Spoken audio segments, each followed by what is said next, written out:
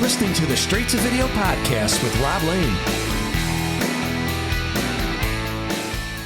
Here we are again with another episode of the Straight to Video podcast, and today we're moving away a little from music and movies, but 100% keeping things rooted in retro as I check in with the super fun duo of Joe and Gav from the Leicester Vintage and Old Toy Shop to chat all about the things we had when we were growing up and how things are going with their amazing shop.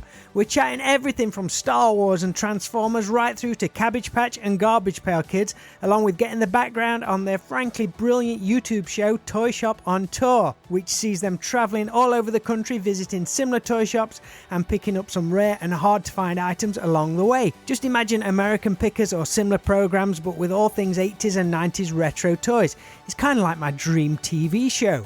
I first met Joe from the shop during lockdown when I was cleaning out some stuff from my loft, and he kindly came round to take some old Action Force and Star Wars toys off my hands, and I later found out that I knew Gav from various Comic Cons over the past few years. Both great guys, so if you can, please pay them a visit at the Leicester Vintage and Old Toy Shop or online at leicestervintage.co.uk. Or you can check out Gav's brilliant artwork at cultlocationsinc.co.uk, where you can pick up some of his tributes to iconic locations from all your favourite films. I also want to shout out to our friends Dead Skull Coffee, who are keeping me alert and wired putting these shows together with their ground and full bean coffee, which you can claim a whopping 15% off from their website deadskullcoffee.co.uk by simply adding the promo code STV on checkout.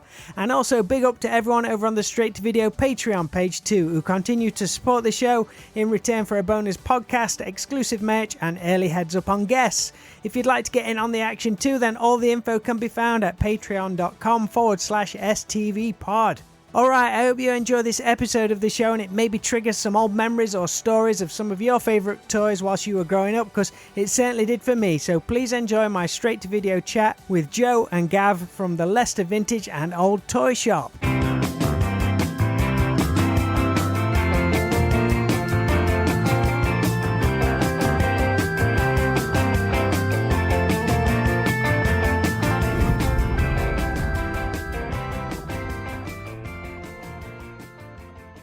All right, dude. Hello. How we doing? Fine, mate. Yeah, look very professional. I don't know about that. Commentating on the tennis. Not as professional as your YouTube videos, dude. Yeah, they've been good. That's all Matt. Me and Gav are just merely, we just amble around looking at toys, and Matt makes it into a good TV show. Oh, it's stunning. Matt's really clever, and obviously Gav's very bright, and I'm just the looks.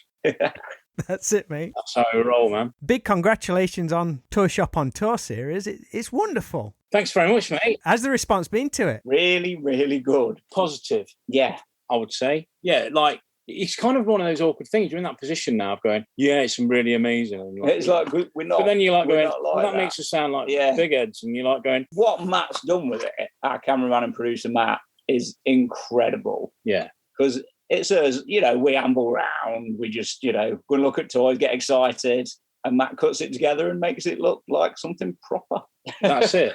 How long has that been in the making? What was the influence behind it? Because it's definitely got like an American Pickers vibe. Oh, yeah. Well, do you want to go? The story behind it, we were going to America, weren't we? Yeah, sort of 2020. Obviously, we know what happened there. Yeah, we don't want to talk We about did a TV thing for a company in America. Oh, It was on Amazon Prime. It's called A Toy Store Near You. We're in episode 3. I saw that. Yeah, that was great. Yeah, which was just, and that was filmed by Matt. And Matt was a friend we'd got to know through filming things about Palitoy, one of the toy companies. And Matt's a professional filmmaker. And they said to film it on your handheld mobile device. And I was just like, that's going to be rubbish. I'm going to get Matt in to help me. So we masked up and then we filmed it as best as we could. We tried to do it safely, but during this big lockdown period, which was cool. And it was good. We got to work really quickly. I mean, there was that. But it grew from that. We started doing more YouTube stuff, yeah, didn't we? And we did it together then. Yeah, then pair of us. although Gav was working for me, it was like, I said, why don't we do it together? Because it works really well. Like we banter and we're quite different, but quite similar. Yeah. Our music taste is quite similar, but at the same time, quite different in some cases. Yeah. So we have different,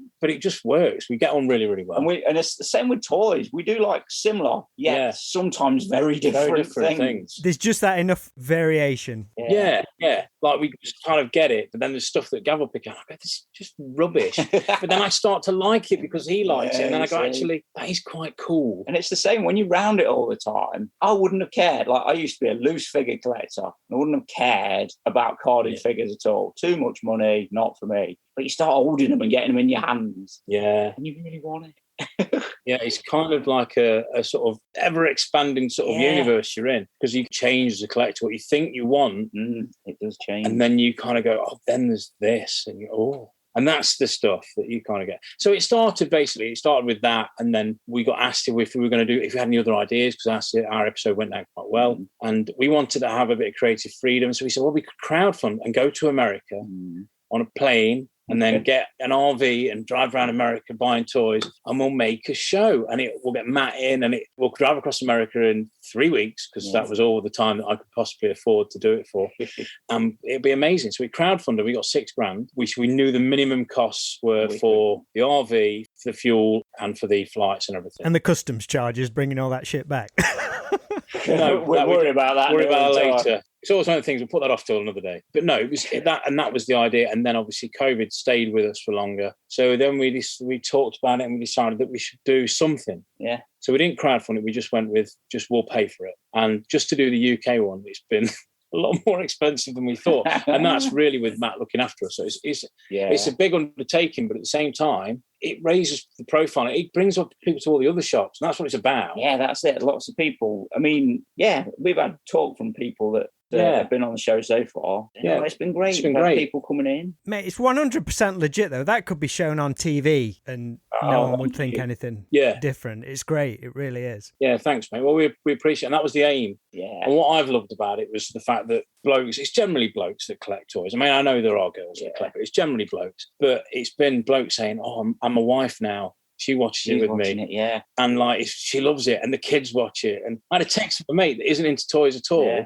And evidently his wife's into she likes Barbies. And she was looking on the internet, and one of our videos came up as a suggestion. He was like, oh, we were at a show yesterday, and little 5-year-old came up with his dad, and he'd been watching it with his dad. Yeah. Which is really nice, because it's, families together. Yeah. Awesome. Is the US thing still something in the back of your minds? Well, it's all paid for. So we've got that. We've got flight vouchers and stuff. Yeah, because we paid for everything. We thought we were doing it. Yeah. And we paid for everything. Nope. Sorry, and then just went, no, you can't go. It's all on the back burner. So yes, it's going to happen. But that's probably going to be series 3. Yes. Series 2 we'll have news of in the next probably month. Wicked. Have you got like a roadmap plan for America? Places you want to hit? We have, but it's changed. It's changed because COVID has changed everything. There's more shops than we ever thought. Some of the shops have gone that weren't. Yeah. That's going to be so exciting, though. So we don't know. We're just going to wait till probably like a couple of months before and then really recce it. Like with this one, the whole beauty of it, if you did this on television, then somebody would go out and recce it and go, yes, so-and-so is coming. They'd like to know what toys you have, so we'll buy it. And it'd be like that. It'd be set up. Whereas for us, we're just walking in going, wow. Oh, look at the toys. And that's what makes it is because genuinely we're so excited to be like in somewhere else, and Dale's shop, more great stuff from the episode 4 just come out. It's such a simple thing, and he's got stuff starting at 10p, and it was from him struggling as a kid and his family struggling as a kid that made him love it. And where can you go and get something for 10p? Yeah. Can't even buy any sweets for 10p these days. Yeah, that's kind of that's the shop that I'll always remember that story, and I will always remember that those kids in those little boxes. When I first walked in, you don't see it in the show, but there's loads of little kids rooting through these boxes, and it's 10p. They spent like 50p, and they can have a battle, Yeah. So just to throw things back a bit, how do you two know each other? From the shop. Yeah, I started this. Whatever this is, shop many years ago with tuppence halfpenny. I didn't have any money, and we just started it. Literally, I bought my first lot of toys, and it cost me £1.30 at an auction, and then we've grown it from there. But Gav came in as a customer. I was rude. He was very rude. He was a horrible man. Kept coming back though, more the fool. Well, it's because I had good stuff, man. You knew where it was at. No, and we became friends from that. Yeah. And then Gav started putting on Comic Cons, and he did. He's an amazing artist, as Gav. I'm going to blow his trumpet for him. He's an amazing artist. He can do graphic design. He's a draftsman. Just one of them. One of those people that make you really annoyed, really sick. He's one of them. I met Gav through Leicester Comic Con. Oh, there we go. There you go. So that was Gav's. Gav and Rich, his best mate Rich. Yeah, he's got a shop now, which is great. Yeah, so it's like a nice little community of us now in Leicester. Are you both from like the Leicester area originally? I am. You're Derby, aren't you? Barbados, baby. Yeah. So we would have known each other years ago. We'd have been shared probably the same stage at some point. More than likely. Because we're friends. I mean, me and Gav aren't friends on Facebook. No, I don't want to be friends with him. Well, I don't want to see his stuff. But we see each other and hear stuff for each other at work. But you and I are friends on Facebook, Rob, and I see your friends list when I actually work out how Facebook works, which takes me a little while. And got friends that we both know. What time in Derby was you gigging? Was it like around late 90s? Yeah, so late 90s, I was gigging in the band called The Mail Order Brides. I remember that name, yeah. Yeah, the title track from the show, Rather Flavin', that's one of our old tracks, or our first album. So, yeah, and that was it. We would have known each other, sort of. More than likely. I remember the name, and I always remember it being like a really cool band name, but I don't know if we ever played any shows together. As a band, we weren't really cool. No, we were. We were quite cool. Even I was cool once, a long time ago. But yeah, no, it was good. And we won things and we did all right, actually. There you go. So how long has this shop been going? At least 10 years, right? I was looking on the Facebook and there's some really old photos from about 2011. Yeah, 2012 we moved to here, late 2012. Yeah. In fact, Christmas Day, we were in here varnishing the floors in 2012. And Gav was still a customer. Yes. There was still a That's twinkle true. in our eye, as it were. What was the moment you kind of pulled the trigger and thought, I want to go for this full time? Had you been selling stuff online or just feeling things out? Yeah, well, I'd got a mate with the shop and I used to go and see him and say, hello, can I buy some toys off you to put on eBay or can I do this? And he'd go, oh, yeah. He'd buy me stuff. And he said, you need to get your own shop because you're selling that much stuff. Because I was so excited by it all. I was just out there. I was in a fervent, sort of buying frenzy all the time. It's like, really, it's difficult to switch off. If I know I'm going out to buy toys the next day, I can't sleep the night before. Oh, it's true. When he's got a collection to buy, he's so excited. Yeah. Can't get anything out of him. Because you never know what you're going to find. Every day's could be something totally different. Every day is going to be mad. And all these toy stories come out of it. All these people that you're going to go, like this collection I bought last night was amazing. It was all Batmobiles. And the guy he'd tried to rip me off before. Literally tried to sell me something fake. But then making the connection with his family were amazing. It was so nice and they were lovely. And then you're trying to connect all these dots and all the history. There's nothing like it for me. Was it scary going into the full-time thing, seeing the shelves slowly fill up, or was you just like all in all at once? No, I'm a bit stupid, really. I was just a bit like, straight in. Joe basically really just runs at something, and he's been very lucky. Yeah, that's kind of it. That's the best way of putting it. I fell on my feet a few times. That's not completely true, though. But no, you don't get here without, I mean, wherever here is. I'm still not well off, but I've got a lot of toys. So, it's like one of those things. You kind of go, yeah, how was today? I don't know. Loads of toys, but who cares? That's the kind of thing. Because I'm not allowed to take it home. My wife runs a very tight ship. That's probably a good thing, or it could get out of control. It does, yeah. Like my place. Yeah. I've got guitars as well, so it's like kind of, I've had to cut down on those because I get getting told off. No, she's very good. What's more expensive, toys or guitars?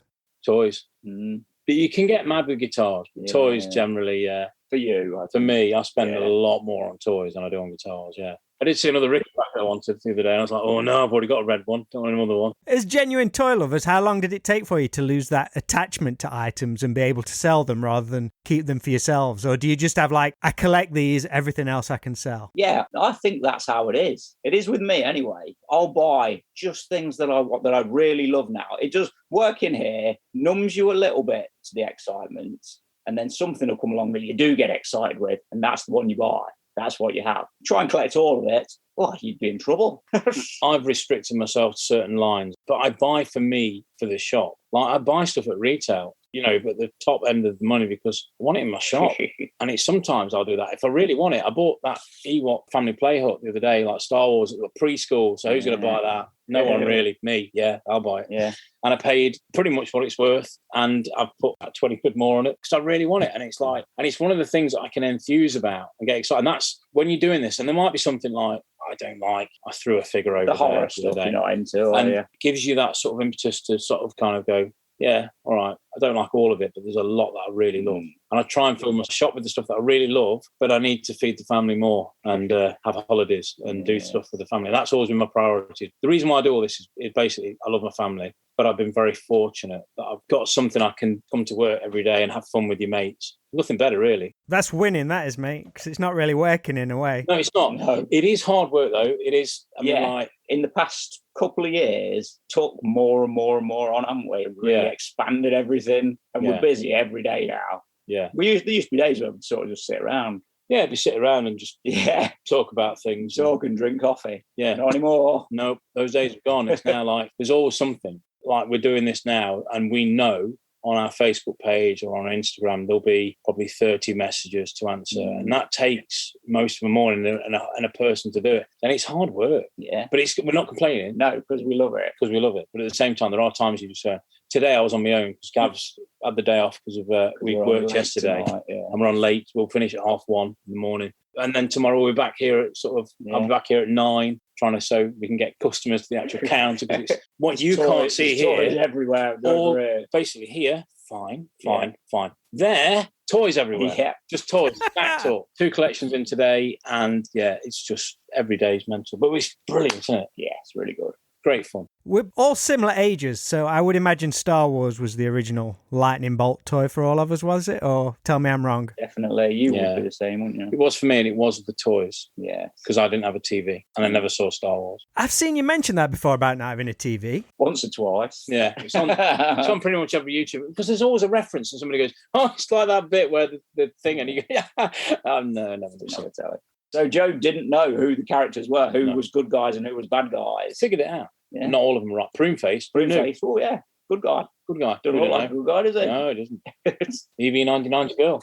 Yeah. Yeah, girl robot. But who knew? I didn't know. To be fair, if you saw the film, you wouldn't know either. No. It's only in it very briefly. So what was your introduction to Star Wars then, Joe? Was it seeing your mates playing with them? Your parents brought some for you? You saw them in a toy shop? What was it? Couldn't avoid it. It was everywhere. It was everywhere on everything, wasn't it? Lunch boxes and, everything. My middle name was Luke, which made me really cool. I looked out on that. I was like, yes, my middle name's Luke. And you were Luke Skywalker, but I didn't know what happened. When I was in junior school and infant school, I didn't know what happened, but I was aware of Star Wars. And I was aware there was a snow bit, there was a snow planet. And then I was aware there was a planet that looked quite hot. I didn't know what happened in Return of the Jedi because it seemed to go a bit dark. And that was 83. But my thing was the toys. And my dad was the supervisor of the Eagle Centre Market in Derby. And there was a shop on there called Keith's, that you might remember.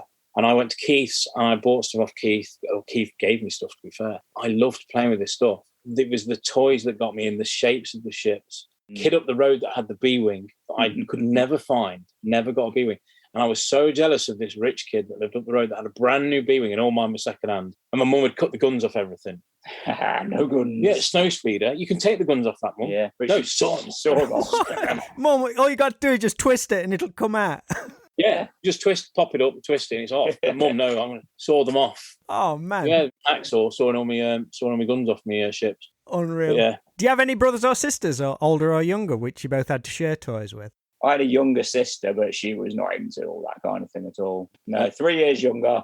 She loved, the thing is, she loved the girl toys of the 80s, which now I love as well. I've noticed that on the videos, mate. You seem to have a fascination with them. No wonder people. Everyone's been commenting about my choices, my life choices. Come to you and say you like some weird stuff. Yeah, but Cabbage Patch Kids, I always loved Cabbage Patch Kids. Yeah, a little music box. I always thought they were really cool, just for the fact that you got a birth certificate with it, and everyone was kind of unique in a way. I always thought that was quite good. Yeah, I didn't. I don't like Cabbage Patch.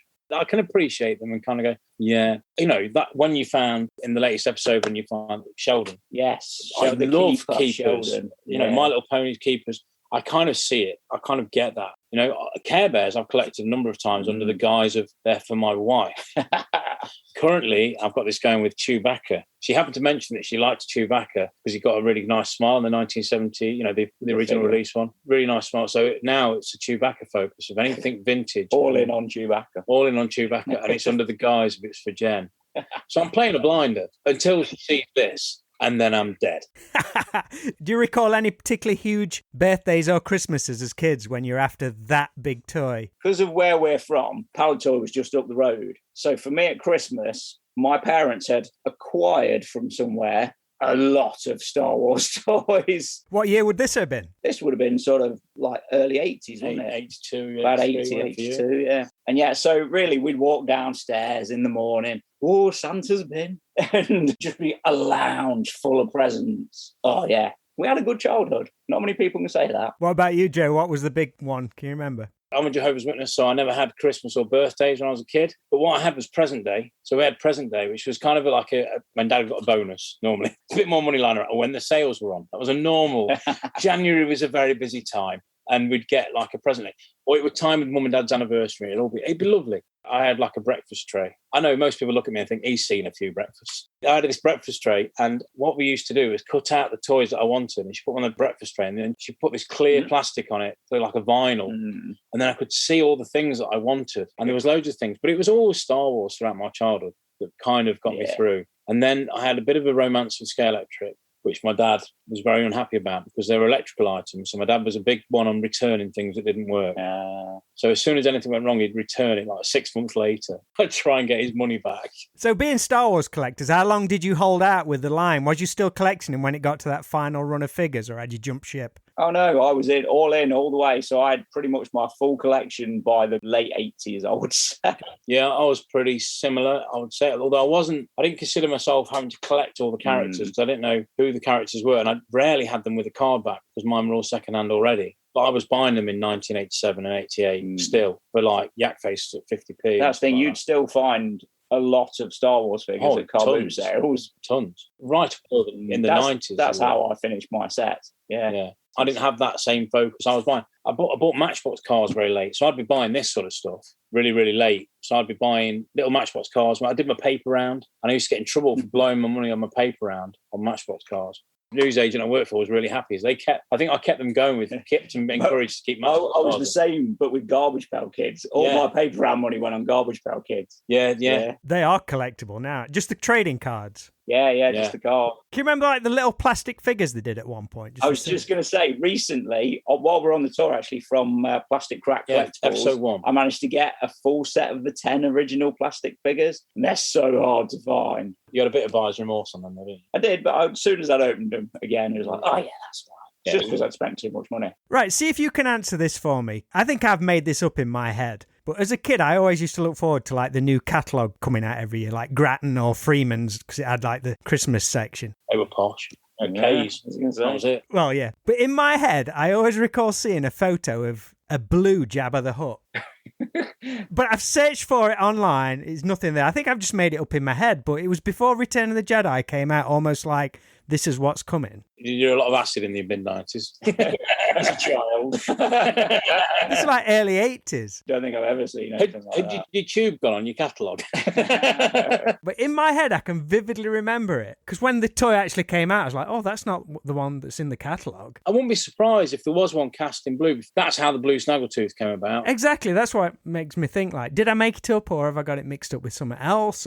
But in my head, it's there. Yeah. But you've never seen anything about that. We've got lots of catalogues, yeah. And if you go through the catalogues, you will see, like the original, the Palitoy, like the test shots, Kenner catalogues. And it was kind of weird, like famously in 1978 when the first Palitoy catalogue came out, Fisher-Price Adventure People have been painted up to look like... dressed them up to look like Star Wars. No way. Yeah, it's an amazing picture, yeah. I'll have to try and dig that out for you. But and I collect Adventure People, so, good link. I mean, how big was Adventure People? I had a few of their toys. Yeah, they sold a lot. You could buy them in Mothercare. I think it was one of them, because it was for younger kids. I was still playing with mine when I was...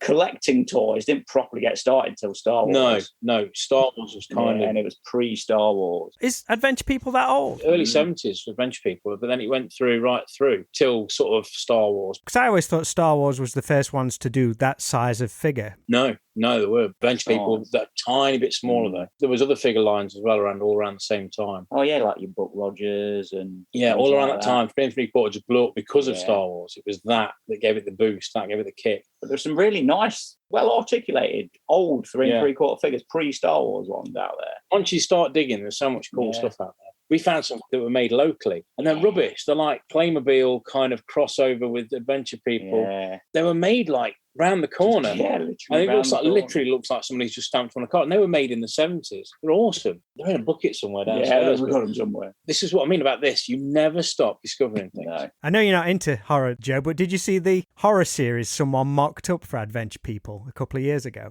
Oh, no, I did, yeah. I've not seen that. Yeah, I did see that, yeah. They look really cool. Lots of Adventure People died to make that possible. Yeah. They are an expendable toy, though, because there is so many of them. I can see why people like it. I love the packaging. There's a really good guy, I think his name's Matt Kaufenberg, and he does like customs as well. And there's a few people that do Adventure People customs. And the Action Force community as well do amazing customs. Brilliant. I love the fact that people could still use their imagination. But if you did that in the Star Wars community, you'd be stoned to death. Yeah, if you could do it on the other toy lines, it's great. So I love all that sort of thing. Not for me. I understand and I like it. You can see it. Yeah. Did your parents ever substitute one line for the other? You wanted Transformers, but you got GoBots. It's the same thing. Live with it. Fortunately, not with me. I hated Transformers. I love Transformers now. In fact, one of our videos we talk about this. But I hate Transformers because I've always big hands. Hands like that from birth. And basically, yeah, I came out, I was all hands. Hiya! So I was all like hands straight away. No, I've got big hands. So when I was a kid, I used to just go, yeah, broken. So no, I never liked them. But now I love them because I love the history and I love the fact that this old guy went to Japan in the early 80s and went, these toys are amazing. And then said, Hasbro, you should buy these and make a cartoon and therefore find a way to sell. And they bought all these toys from all these different Japanese companies. And then Transformers was made. So it was a toy line that good that it made a company go and make a cartoon especially for it and get a toy line out of it. That's how good they were. They're unique in that respect. And it's some of the seriously best packaging of all time. Looks amazing. Thundercats are running close. Great logo. Packaging, very simple. Yeah, the packaging is simple, but it's classic. No messing about. No. How much did TV, cartoons and films influence what you were into? Because we grew up during an amazing American TV and film era. Me, loads. Joe obviously didn't have a telly, so not at all. But yeah, pop culture all my life, basically. And that's probably, what got me into the toys. Because you had the, He-Man cartoons, Transformers, everything. Oh, the lovely GoBots cartoon, if you've ever watched that. It is awful. I've never seen any of them. So so you knew the characters. You had them on your Saturday morning telly. Like, so you knew all the names. What's great is it makes me laugh now. I'll go over and see my mum, and my mum still knows the names of all the Star Wars figures because I used to play with them and talk about them so much. She'll say, have you got one of them yak faces? Or, a random figure. What about Weequay? Do you remember him? Holy crap. Yeah, it's brilliant. Nobody ever remembers Weequay. I did see cartoons, but it was at other people's houses. So I used to be friends with a lot of people that had televisions because my television got taken off me when I was about 6 years old because my mum's kept saying to me, my mum was she wasn't really strict, she was just kind of said, look, if you keep going down to watch Spider-Man in your pajamas, I'm going to take the television away. That was your crime. But I kept doing it. But it was every morning I was up watching Spider-Man at 6 o'clock in the morning in pajamas. And mum said, if you keep getting up, you're going to lose the telly. I think this is my dad, but part of a cost-cutting measure, because it was in the days when you didn't have a telly. You hired a telly from Rumbelows. And the man from Rumbelows came one day and took it away because I'd got up too many times in my Spider-Man pajamas to watch Spider-Man. Dude. And I got one back when I was 14, and it was a second-hand one that I got given, and the first day we had it, the tube went. Oh, man. Yeah, and it was at the time when snooker was on all the time, so you just watched snooker in complete green on green. And then we upgraded to black and white. With a black and white one with a turny dial. When everybody else has got video recorders and everything was remote, and I was there still with turny dial. Mate, I've still got a black and white TV up in loft like that. There you go. Most of them were in lofts, which is where I think mine was taken from. I got it out of somebody else's loft. Was there a particular toy shop in town you guys used to visit? Or was it the one in Derby? That's the one you recall? Zodiac Toys in Leicester was a great toy shop. I think it was a chain, wasn't it? It was a couple. Zodiac, there was a lot of Zodiac toys. Yeah. Zodiac was amazing. Jeff's Toys in Loughborough was brilliant in the 80s. But because I was a bit of a toy shop tourist, so if we went anywhere, I'd try and find a toy shop. So I was obsessed with toys. Yeah. Things haven't really changed. But I would always try and find the nearest toy shop or the nearest second-hand shop because my brothers and sisters, you asked earlier about brothers and sisters, mine are 20-odd years older than me. Their music I was listening to and they were telling me about their toys. The next one up for me is Craig, and he was I was born, he was 21 years old. So he's the next one up.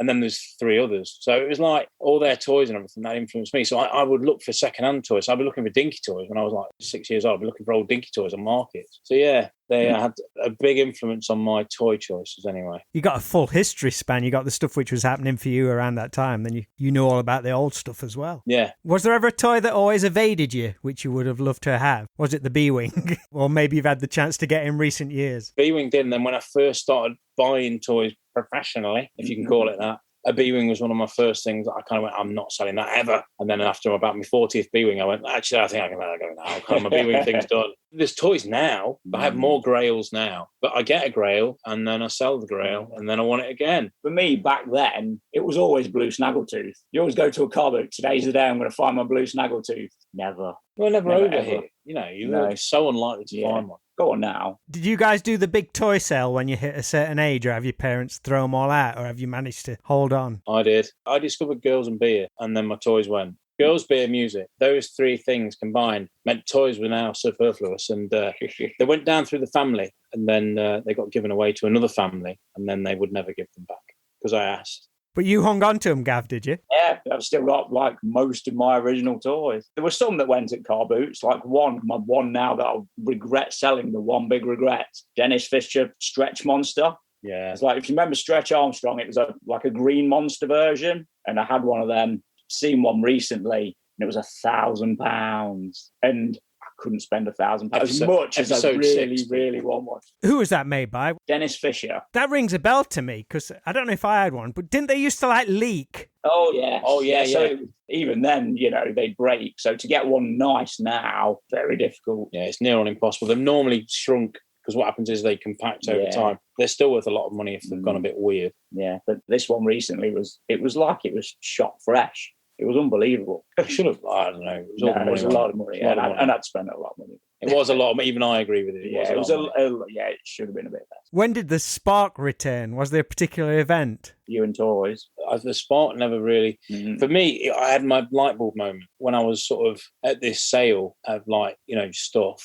And it was an auction I used to enjoy. Because I was always looking for old guitars, old bikes, old cars, anything I found interesting, Just you get to the car bit and buy anything old, like, you'd come back with a pair of oars, an old door because it looked cool. There was just weird stuff you'd find. An anchor. How do you find an anchor this far inland? But no, I did. Bought an anchor at the car boot, put it on my roof, nearly went through my roof. Anyway, but yeah, it's just weird stuff that you find. And that was my thing. And toys, when I had my first child, I was like, oh, toys. And I went to this sale. I spent £1.30, with a 30p commission. It was a pound because it was in a pub in Spondon in Derbyshire. I spent this £1. I got some Star Wars figures, 2 action men with the heads off, no heads on. And I was working with a guy because I was in the car trade. I was working with a guy that used to buy his guitars off eBay. I was like, what is this eBay thing? So he showed me, and I thought, I'll sell this stuff on eBay. And that's what I did. And I sold the 2 action men. I put the heads under their arms. There was a Mego Spider-Man. And if you see a Mego Spider-Man, you see him in his outfit. So he's got his red and blue proper Spider-Man outfits, red hands, red head. But if you get a nude one, he's just a normal bloke with red hands and a red head and no clothes. So you got this nude Spider-Man and Evel Knievel, and I put them on eBay, and I got 50 quid for these things. And I kept the Star Wars figures, and I went, hello. I spent £1 and I got 50 quid back. And it was amazing. And that was it. I was at that auction every week buying as many toys as I could. Sometimes I lost money. Sometimes I made a lot of money. Sometimes I made a tiny bit of money. But it was enough to keep me going. And I always kept the stuff that I loved. What year was that? Do you remember? That was 1999. Right. So Star Wars was starting to come back at that point with all the special editions and... Yeah. Episode 1 was 99. Yeah. And we'd already had the beefed up versions, the reissues, a few years before then. I didn't buy that. I loved it. I went to see episode 1 and I loved episode 1. It was just good fun. And it was good Star Wars. It wasn't a good film by any means. Just the buzz was back again, wasn't it? That excitement. That trailer, I stand by. That episode 1 trailer was the most exciting trailer ever made. Definitely. I didn't buy into any of that, and I was only interested in the old stuff. I wasn't really bothered at all because I only just started redoing it again, and it was really those few bits I bought in 1999. It was really 2002 when the real love of it took hold. That's when I really started to really appreciate them. My collection was starting to grow, and I was realizing finding the weapons with them was the trick.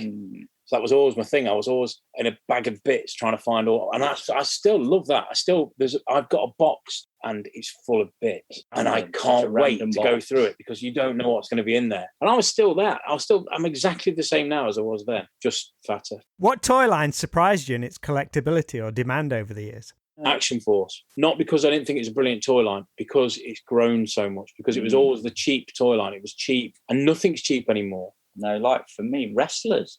Yeah. How has that happened? They are cool looking figures, though. They're good, chunky little figures. They are. They are cool, and they have got a certain charm. But I just have that thing of going. But I always had that thing, I suppose, as a kid, because I kind of realised it wasn't real, and I used to like things that were real. And it was like, it wasn't real. You were kind of going, but it's made up. So you can't really root because whatever you do, it's already decided. It's not like a football match, but it's entertainment and people view it as that. But there was a time when people would get really angry when you said, oh, it's not real though. And they go, yes, it is. And he didn't really break a chair over his back. You'd be crippled. But they were amazing athletes. They did amazing stuff. Some of the figures are really cool. They are just like cartoon characters. It's what wrestling is. Yeah. That's it. And they were so cheap for so long. Yeah. And then suddenly it was like, boom, them figures are 300 quid each now. Yeah. The green cards, I remember we couldn't get 30 quid each for them. And we were talking about this with the dealer at the show yesterday. You couldn't get 30 quid each from them. Now they're like 350 quid. And you're like, wow, it's just mad. But I always loved Coco everywhere because he had a parrot. And that what got me. I came in with a parrot. I'm like, yeah, I want that dude to win because he's got a parrot. You know, when I went up to my mate Chris Malt's house, Malty, went up to see Malty, watched the wrestling with his dad. Golden age that was, man. Same time as I was into it, like late 80s, very early 90s. Yeah, if there's not a middle-aged man near me wearing just his pants watching the wrestling, I can't watch it. It's not the same. Because that was what happened at Chris Malt's house. His dad sat there in just his pants. Nice. So what are your, what we call grail items, which you either sold in the past and want to find again, or something you've never come across? You've only seen it in pictures. Mine is that stretch monster. Yeah, but you could obtain that. Well, if I had £1,000, I could have bought that one. You have. But it is that thing, isn't it? One day we'll find one. That's for you. it. Yeah, it'll happen. It's just you're not going to rush. Yeah, it's true. The toys will come along. Yeah, and it's that thrill of that hunt as well. Once you've done it, you kind of like then you have to find something else. But I never struggled to find something else to love and to want to have. So for me, I've got a list. In fact, I used to have like an actual literal list that I'd written everything down that I really want all the time. And Cat's Lair from Thundercats, I must have had 10 of them, but I still want more. Because I haven't got one in a minute. Do you always upgrade? I'll sell this one and get a better version. Yeah, sometimes for the shop. That's a really good way to collect. Yeah. But it can be a little bit. I'm always chasing Palitoy Death Stars. I've had 2 in the last few weeks though, so they're not really a grail item, but it is a grail item because I always have to have one because I love them. When I haven't got one, I don't feel complete. That's Sector's Hive. Oh, the Hive. Yeah, the Hive. The Sector's Hive. So good they spelled it with a Y. You know, like a rock band. It's a beast of a playset. Yeah, it's massive and it's rubbish, and I love it. It's awful. The USS Flag. I've had 3 of those at the same time. I had one for a while. 7-foot long playset. That's a weird one for me because I always bring this up on my podcast. I was into Action Force over here, and then I was into G.I. Joe in America. But then I saw when Action Force kind of morphed into G.I. Joe over here. But by the time it properly did it, I think I'd bailed. So how much of that American stuff came to the UK? Was there quite a lot? Very, very little. So it made its way because there's a lot of American Army bases. So it'd come over with families. But it was a massive thing. You'd think, oh, we won't take that over for little Stevie, or just kind of like, we won't take it. But there was a few, but it did make its way over later. So a lot of the bigger toy lines, so Transformers had Fortress Maximus, was a big, big toy. And then the ridiculous USS Flag, which was just huge. That made its way over. But it ended up it was always seaside towns, like clearance shops. It was like, we'll just get them somehow to the coast. And that was it. And that we've always found, when I've got a Fort Max just up there, which I'm looking at, but that's got price stickers on from Norfolk, from the seaside at Norfolk. And then the USS Flags that we've had, and one of those came from the coast of Wales. One of them came from a car boot sale, that had been come across with an American person.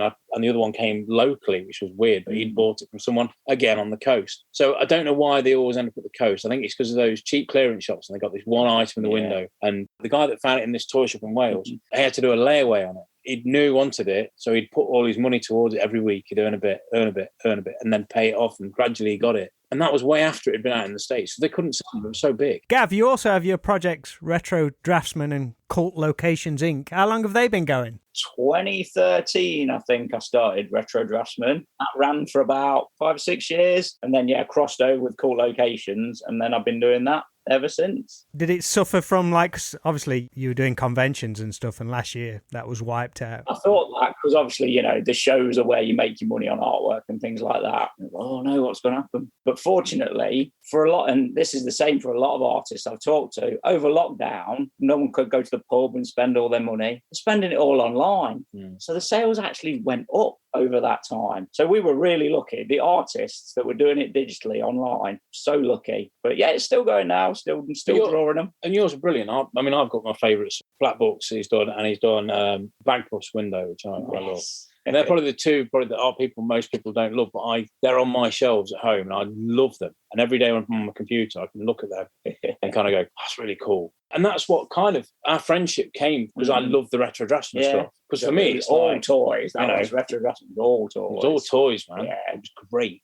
So what can people expect when they come through the door of the Leicester Vintage and Old Toy Shop? Do the videos do it justice, or do people need to come and experience it for themselves? You need to come in. You've got to come. You need to come in. We can only show so much in the videos, and there's so much in here. There really is. Years ago, before Gav worked for us, Gav used to spend like 2 or 3 hours every week. We'd chat, and we'd have about 4 coffees, wouldn't we? I'd be chatting away, and like it was 6 months probably into this period of Gav being there for that long every day, every week. And Gav just turned around and just went, oh, "How much is that?" Yeah, when did you get that in? When did you get that? I've been there for about 2 years, mate. He was like, "Oh, I've been after one of these for years." That's what happens. There's so much that you cannot see it all. It is incredible. Like we try and fill every gap. Yeah. And there's more as well, so we're always rotating stock round. So you can come once, and then you see certain stuff. Yeah, and come then a week later, the shop looks completely different. Quite different. Yeah. There are certain mainstays. We've always got a line of Masters of the Universe. That seems to be a present thing. We've always got the high quality, carded stuff behind us, and they seem to stay the same mainly because they don't get knocked off back here. But the stuff in the cabinets rotates all the time, and you can spend £1 or you can spend a couple of £1,000 easily on an item. Promise I'm going to come down and see it all in person at some point. You're more than welcome, mate. Toy Shop on Tour is the thing at the moment that we're so excited about that and what's going to happen with that in the future. So we're hoping that Series 2 probably be summer to come out, but there'll be more news on that to come. And then obviously America Series 3, that's kind of the idea. That's going to be huge. Tiring. Well, it will be huge by the time we get back. I'll be even bigger. I'm looking forward to being able to go to a normal shop and buy clothes. Guys, thank you ever so much. I love chatting with you. And I promise I'll come and visit you at some point. Anytime, Rob. Anytime, mate. Nice one. I'll dig some more toys out for you. I've got to clear the loft out, man. It's getting ridiculous. Good man. We're always here. All right, dude. Well, I'll speak to you soon. Hopefully catch you down the road at some point. But good luck with the TV show. I love it. Thanks, Rob. See you soon, mate. Yeah, mate.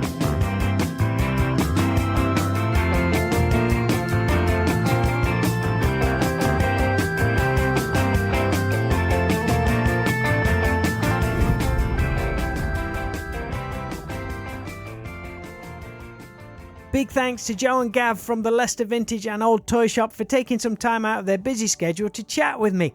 I can't recommend their YouTube show Toy Shop on Tour enough, and I'm always looking forward to new episodes, and I'm super excited to see them take it to the USA in the future. Now, since the chat, I did a deep dive to quash my curiosity on the blue Jabba the Hutt I mentioned during the talk, and I did find some photos which match my foggy memory, so I'm glad I'm not going nuts just yet and had actually seen it. Make sure to check out everything Joe and Gav do at the shop by visiting leicestervintage.co.uk and follow them on Facebook too, because they're always posting live videos and chats which are a lot of fun. I want to say thanks so much for the continued love and support for this podcast. It means a lot to see your comments and feedback, which really keep me pushing forward to continue to grow this show. If there's anyone out there who you think would enjoy the chats too, please make sure to tell them to subscribe or follow on their favourite podcast platform, or they can find everything they need over at stvpod.com. So that's all for this episode. Hope you've enjoyed it, and until we do it again, please take care and speak real soon.